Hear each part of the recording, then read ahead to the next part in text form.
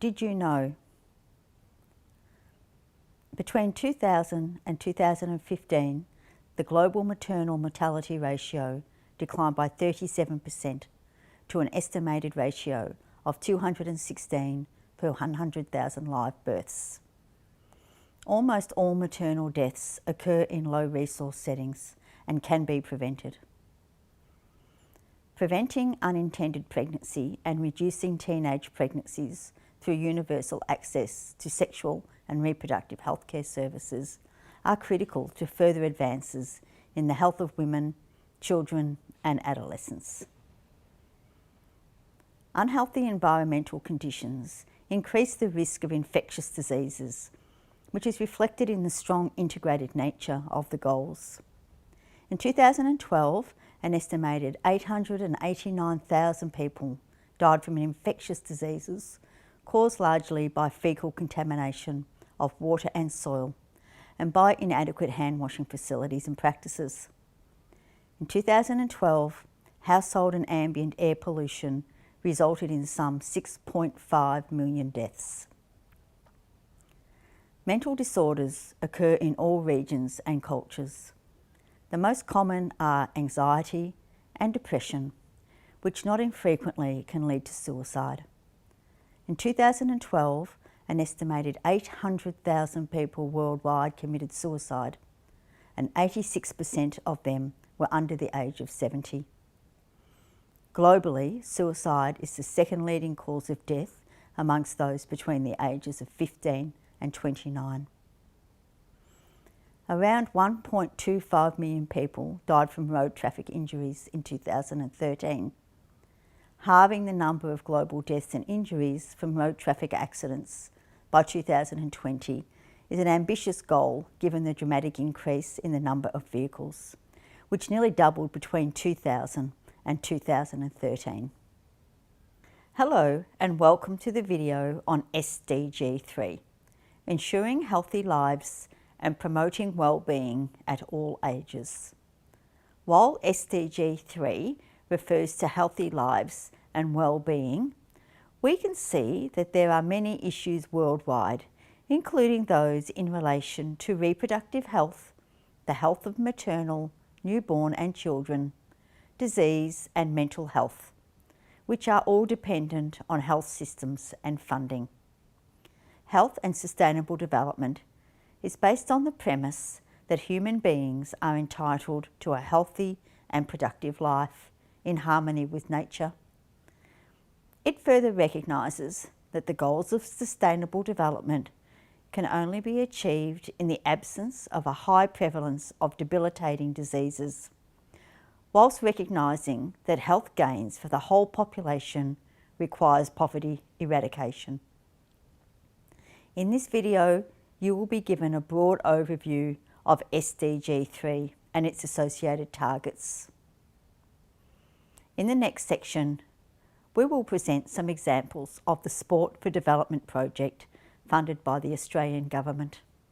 The targets related to this SDG seek to address some key areas, such as maternal and newborn mortality, HIV, tuberculosis, malaria, hepatitis B and waterborne diseases, cardiovascular disease, cancer, diabetes and chronic respiratory disease, suicide prevention and mental health, substance abuse, road traffic injuries, family planning, universal health coverage, hazardous chemicals and pollution, tobacco control, vaccines and medicine access, all the while strengthening the institutions, structures and workforces that deliver these outcomes.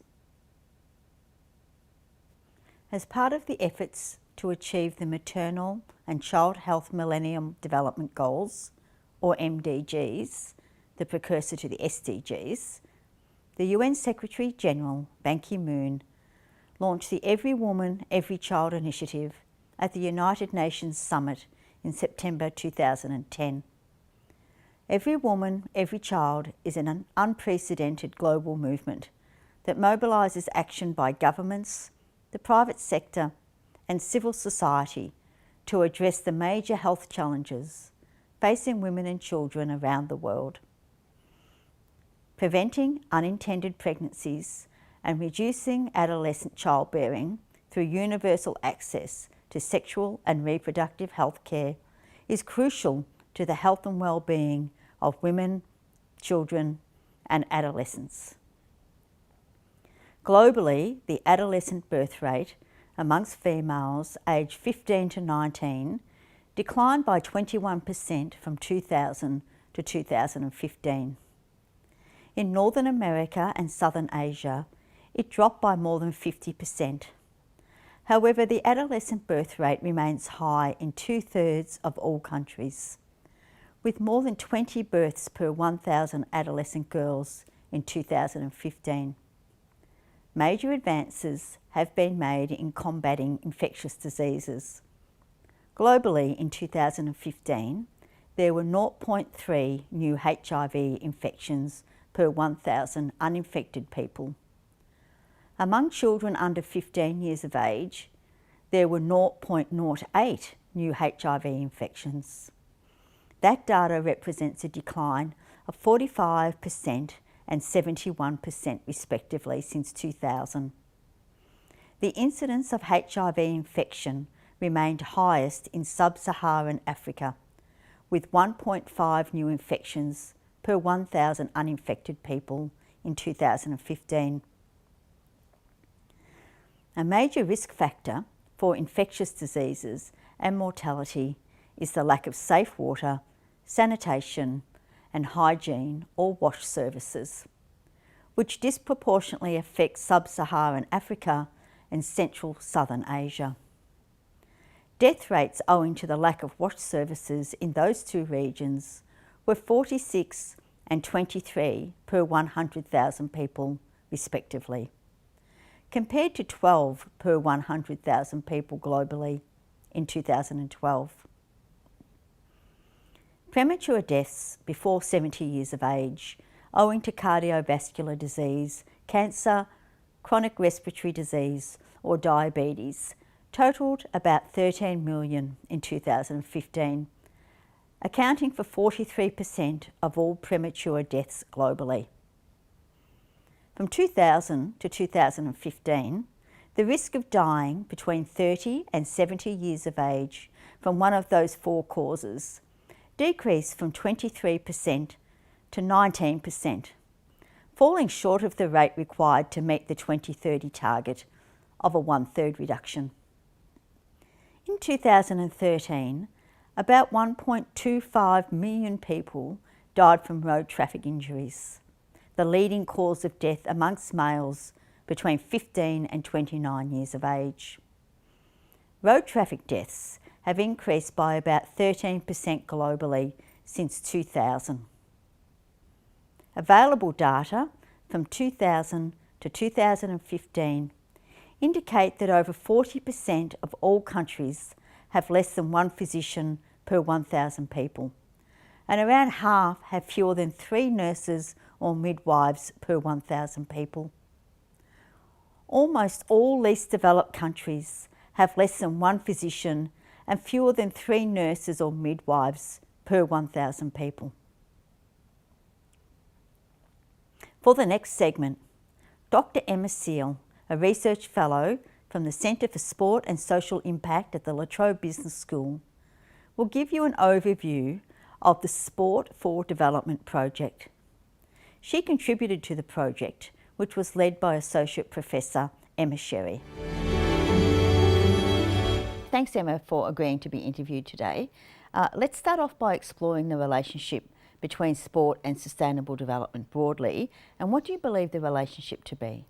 Yeah, sure. So sport is increasingly being regarded as a powerful tool in international development, with many different organisations delivering sport programmes and initiatives in order to achieve broader development aims. So sport for development is the term that is used to describe the intentional use of sport and also physical activity to achieve non-sport outcomes and positive change in the lives of people and communities.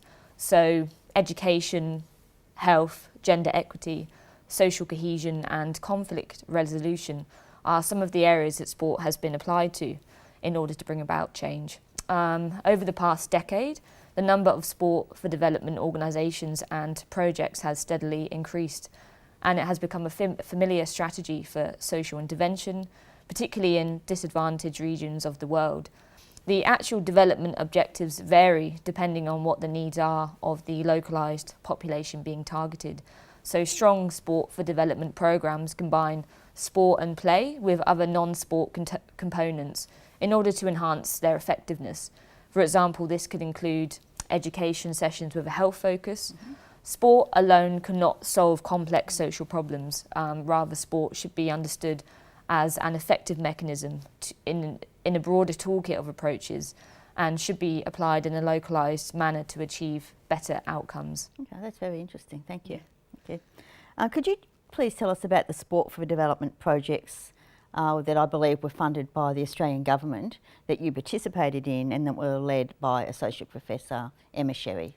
Yeah, so the Australian Government, specifically the Department of Foreign Affairs and Trade, has invested nearly $30 million into sport for development programs, specifically in the Pacific region. So this initiative is called the Pacific Sports Partnership Program, or PSP program. So the PSP is delivered through partnerships between the Australian Government, as we mentioned, Australian sport organisations and Pacific sport organisations. So the PSP currently supports 11 sports across 9 different countries to develop and then deliver their own sport for development programs.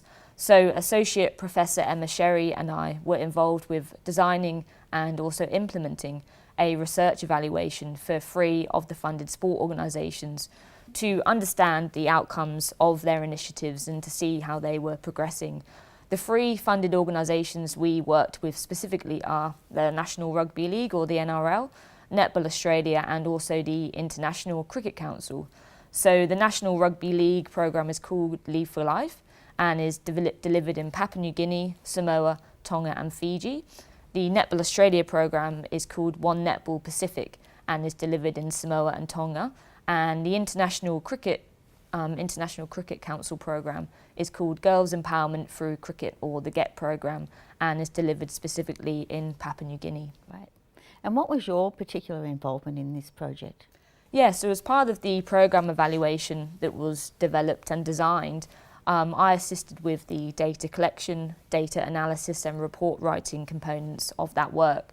So the research design we actually developed involved trips in country to actually speak to some of the programme participants and some of the other stakeholders to understand their experiences in more detail and to kind of assess the programme outcomes emerging from those sport for development programmes that were delivered there. Great. So I was wondering if you could tell me a little bit more about maybe a particular project, what the outcomes were, and then particularly how they relate, in your view, to SDG 3, please. Yeah, sure. So I'm going to focus specifically in relation to that on the Girls Empowerment Through Cricket programme, because the main initiative aims connect with key aspects of SDG 3. So the programme was designed and managed by Cricket PNG, or Papua New Guinea, which is the main governing body for cricket in Papua New Guinea. So the programme itself was targeted at girls aged between 12 and 18, and it consisted of a sport component, so cricket participation, and also education sessions, which focused on key health issues that really impact females in Papua New Guinea. So the education sessions were delivered in partnership with local community organisations that work in Papua New Guinea, that better understand the unique challenges facing females in this context. So in order to understand the programme aims and outcomes in more detail, it's important to really set the scene and provide some further background about Papua New Guinea as a country. Definitely. So Papua New Guinea is a developing country where the average life expectancy is 65 years of age, which is quite substantially lower in comparison to other nations. So it actually gives it a ranking of 150 out of 192 countries globally, which is based on World Health Organization figures from 2016. That kind of demonstrates the nature of the issues facing the country and the health issues that are facing the country too. So there are complex social, economical, environmental and political factors that really impact and influence the health and well-being of people in the nation. So therefore, to address these sorts of health issues, a broad range of interventions and initiatives are required to help achieve positive health-related outcomes. So relating that back to the GET programme, we observed that girls involved with the programme, so had been part of the cricket and education components, had an increased understanding about lifestyle risk factors associated with non-communicable diseases, including diabetes. So the education sessions actually focused on educating the girls about the risks attached to some of these non-communicable diseases. The participants also had an increased awareness of what HIV and AIDS actually is and how this can be prevented. And furthermore, the girls exerted more positive attitudes towards physical activity and how taking part in sport and activity as part of their lifestyle can actually result in wider health benefits. And that's not the sort of education or understanding that's normally delivered to them. So these are important outcomes because they help to raise the girls' and the females' awareness of these issues and highlight strategies for prevention in an ongoing way. And in a developing context such as Papua New Guinea, these are quite small steps, but they can have broader long-term impacts on the health and well-being of females in the country. That's great. That sounds like great work. So thanks very much for sharing that with us today, Emma. Thank you very much. That's no problem. Thank you very much.